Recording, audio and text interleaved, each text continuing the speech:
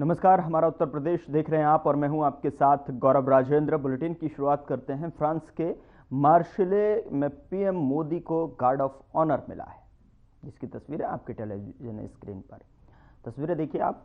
जो है मार्शले से जो है ये पीएम मोदी को जहां सम्मान मिला है, गार्ड ऑफ ऑनर दिया गया, और जिसकी झलक जो है आपके टेलीविजन स्क्रीन पर पीएम को गार्ड ऑफ ऑनर की झलक आपके टेलीविजन स्क्रीन पर दिखा रहे हैं कि किस तरीके से मार्शले में प्रधानमंत्री नरेंद्र मोदी को सम्मान से नवाजा गया है। गार्ड ऑफ ऑनर प्रधानमंत्री नरेंद्र मोदी को दिया गया। उधर प्रधानमंत्री नरेंद्र मोदी ने पेरिस में भारत फ्रांस सीईओ फोरम का जो है संबोधित किया, और इस दौरान उन्होंने क्या कुछ कहा, आइए आपको सुनाते हैं। इस रूम में मैं एक अद्भुत ऊर्जा, उत्साह और डायनेमिज्म को महसूस कर रहा हूं। ये केवल एक सामान्य बिजनेस इवेंट नहीं है, ये भारत और फ्रांस के बेस्ट बिजनेस माइंड का संगम है। अभी प्रस्तुत की गई सीईओ फोरम की रिपोर्ट का स्वागत है। मैं देख रहा हूं कि आप सब इनोवेट, कोलैबोरेट और एलिवेट उस मंत्र को लेकर के चल रहे हैं। आप सिर्फ बोर्डरूम कनेक्शंस नहीं बना रहे हैं, आप सब भारत फ्रांस स्ट्रेटेजिक पार्टनरशिप को भी मजबूत रहे हैं। साथियों, मेरे मित्र राष्ट्रपति मैक्रोन के साथ इस फोरम से जुड़ना मेरे लिए प्रसन्नता का विषय है। पिछले 2 वर्षों में यह हमारी 6ठी मुलाकात है। पिछले वर्ष राष्ट्रपति मैक्रोन हमारे गणतंत्र दिवस के मुख्य अतिथि थे। आज सुबह हमने साथ में एआई एक्शन समिट को चेयर की। मैं राष्ट्रपति मैक्रोन को इस सफल समिट के लिए हार्दिक बधाई देता हूं। साथियों, भारत और फ्रांस केवल लोकतांत्रिक मूल्यों से ही नहीं जुड़े हैं। हमारी दोस्ती की नींव डीप ट्रस्ट, इनोवेशन और जन कल्याण की भावना पर आधारित है।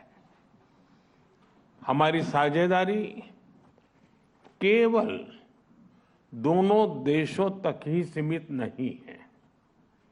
हम वैश्विक समस्याओं और चुनौतियों के समाधान में मिलकर सहयोग दे रहे हैं। मेरी पिछली यात्रा के दौरान हमने अपने साझेदारी के लिए 2047 रोड मैप बनाया था। उस पर चलते हुए हम हर क्षेत्र में सहयोग को व्यापक तरीके से आगे बढ़ा रहे हैं। साथियों, आप में से अधिकतर कंपनियां भारत में पहले से मौजूद है। Aerospace, ports, defence, electronics, dairy, chemicals और कंज्यूमर गुड्स जैसे अलग अलग क्षेत्रों में आप सब है और काफी एक्टिव है। कई सीईओ से मुझे भारत में भी मिलने का अवसर मिला है। भारत में बीते 1 दशक में जो बदलाव आए हैं उससे आप भली भांति परिचित हैं। हमने एक स्टेबल पॉलिटी और प्रिडिक्टेबल पॉलिसी, ये इकोसिस्टम स्थापित किया है। रिफॉर्म, परफॉर्म, ट्रांसफॉर्म के पथ पर चलते हुए आज भारत विश्व की 5वीं सबसे बड़ी इकोनॉमी है।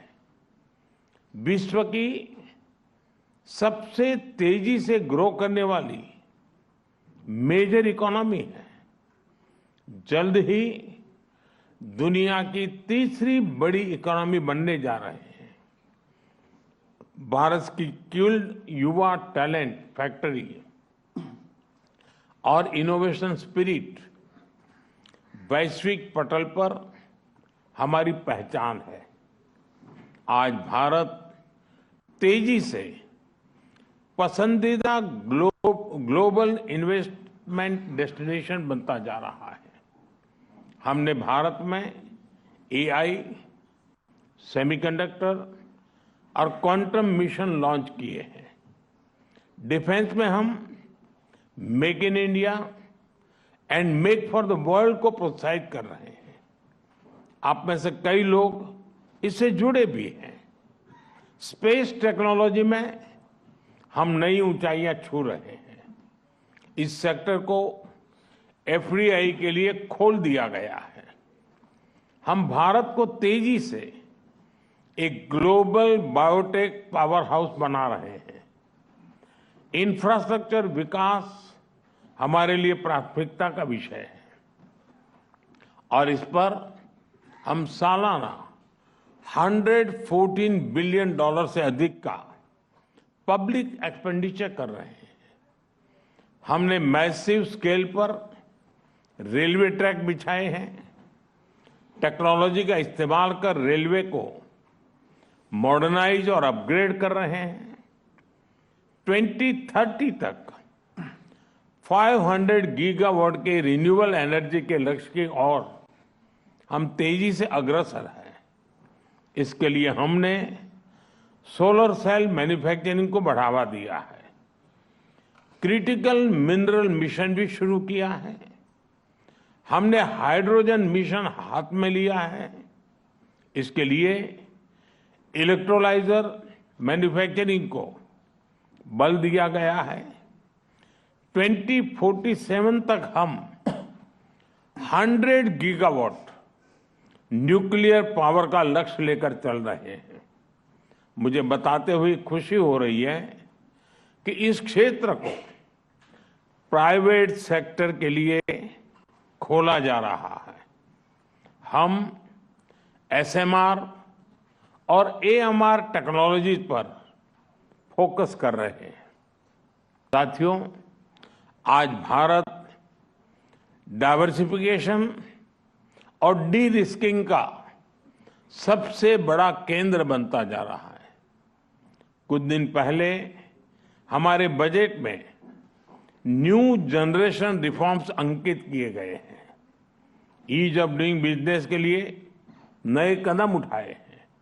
पिछले कुछ वर्षों में हमने 40,000 से अधिक कंप्लायंसेस को रेशनलाइज किया है।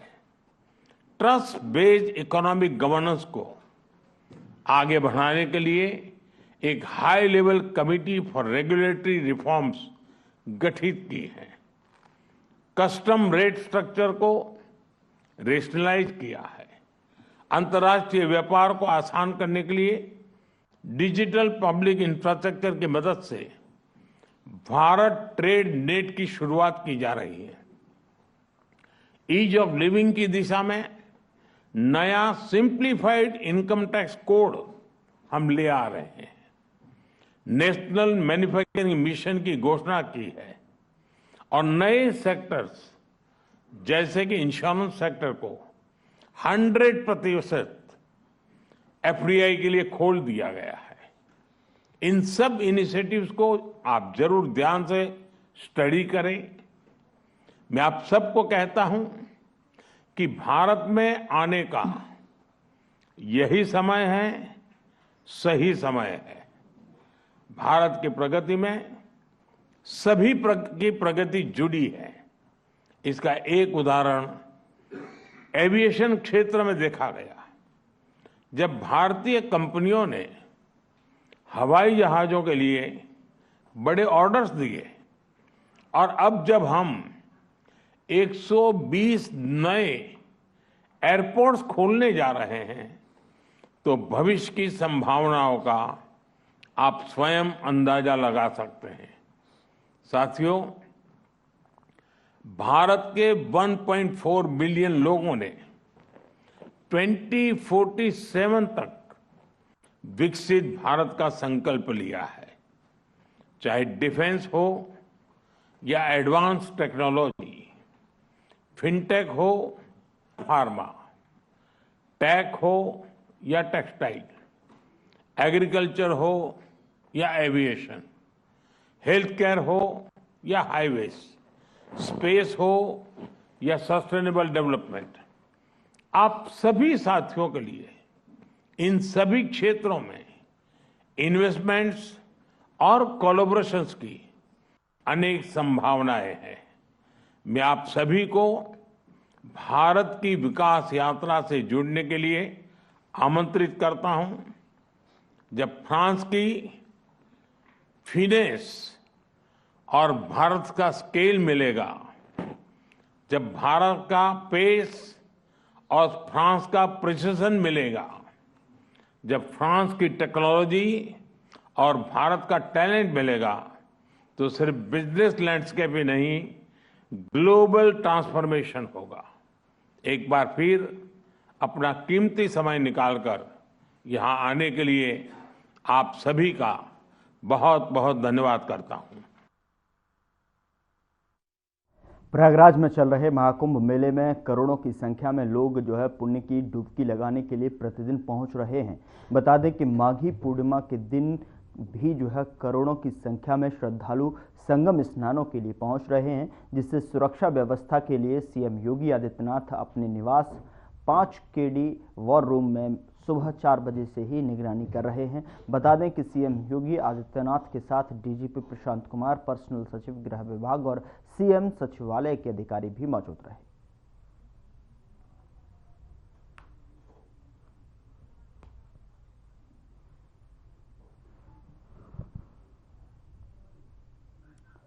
माघी पूर्णिमा के दिन श्रद्धालुओं का जमावड़ा लगातार लग रहा है और प्रतिदिन जो है करोड़ों की संख्या में श्रद्धालु प्रयागराज महाकुंभ में पवित्र डुबकी, आस्था की डुबकी लगाने के लिए पहुंच रहे हैं। और ऐसे में जो है लगातार जिस पर 5 केडी आवास पर जो है योगी आदित्यनाथ इस पर स्वयं नजर बनाए हुए हैं। 5 केडी वॉर रूम में सीएम इसकी निगरानी कर रहे हैं। महाकुंभ में माघ पूर्णिमा स्नान के मद्देनजर बड़ी संख्या में आ रहे श्रद्धालुओं की सुरक्षा और स्वास्थ्य को लेकर योगी सरकार ने व्यापक तैयारी की है। मुख्यमंत्री योगी आदित्यनाथ के निर्देश पर जो है महाकुंभ क्षेत्र के साथ ही शहर और मंडल के सभी अस्पताल हाई अलर्ट मोड में रहेंगे। आपको बता दें कि श्रद्धालुओं की सुरक्षा सुनिश्चित करने के लिए जल, थल और नभ से निगरानी की जा रही है, जिसके तहत 133 एम्बुलेंस को तैनात किया गया है, जो किसी भी आपात स्थिति में तत्काल राहत पहुंचाने का काम करेंगे।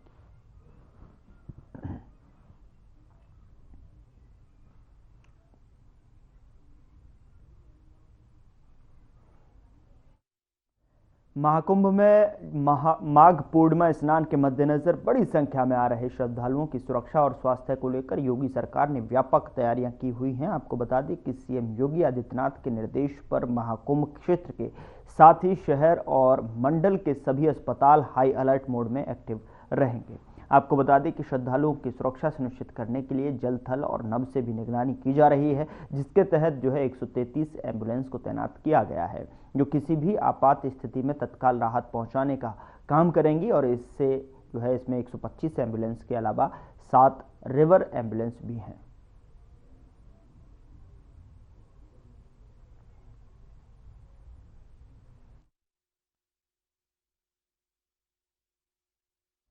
श्री राम जन्मभूमि मंदिर के मुख्य पुजारी सत्येंद्र दास जी महाराज का निधन हो गया है। आपको बता दें कि बुधवार को माघ पूर्णिमा के पवित्र दिन सुबह 7 बजे के लगभग उन्होंने पीजीआई लखनऊ में अंतिम सांस ली है।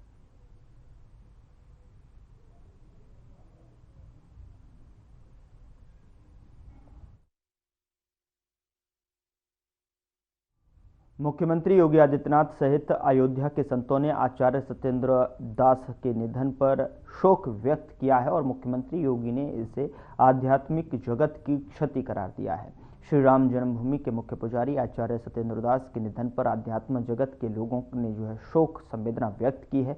मुख्यमंत्री योगी आदित्यनाथ ने कहा कि उनका जाना आध्यात्मिक जगत की अपूरणीय क्षति है और साथ ही उन्होंने एक्स पर कहा कि परम राम भक्त श्री राम जन्मभूमि मंदिर अयोध्या धाम के मुख्य पुजारी आचार्य सत्येंद्र कुमार दास जी महाराज का निधन अत्यंत दुखद एवं आध्यात्मिक जगत की अपूरणीय क्षति है। साथ ही विनम्र श्रद्धांजलि प्रभु श्री राम से प्रार्थना है कि दिवंगत पुण्यात्मा को अपने श्री चरणों में स्थान दें तथा शोक संतप्त शिष्यों एवं अनुयायियों को यह अथाह दुख सहन करने की भी शक्ति प्रदान करें।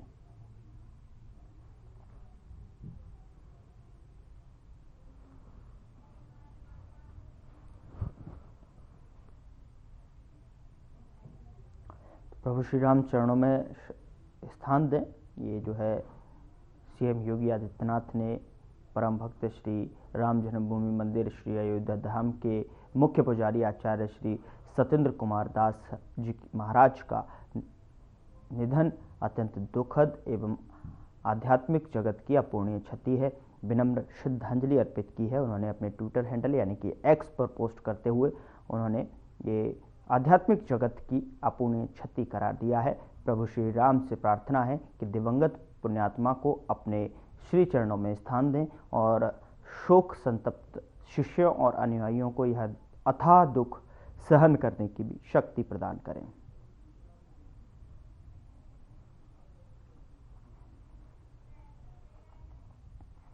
उधर लखनऊ में संत शिरोमणि गुरु रविदास की जयंती के अवसर पर कार्यक्रम का आयोजन किया गया, जिसमें मुख्यमंत्री योगी आदित्यनाथ शामिल हुए और आपको बता दें कि और उन्होंने कार्यक्रम को संबोधित भी किया है।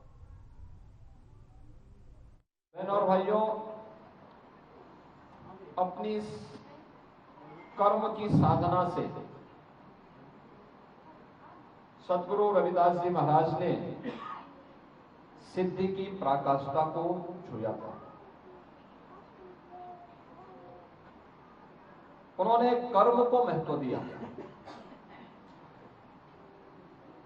और उसके लिए उन्होंने कहा, सर्व कई ईश्वर जानी के, यानी सर्व को ही ईश्वर जान करके, जो पूजे दिन रेन, यानी जो दिन और रात उसको भजन करता है उसी को सिद्धि प्राप्त होती है, वही सफलता प्राप्त कर सकता है। और इसीलिए जब उनके मित्र एक संत ने उनसे कहा काशी में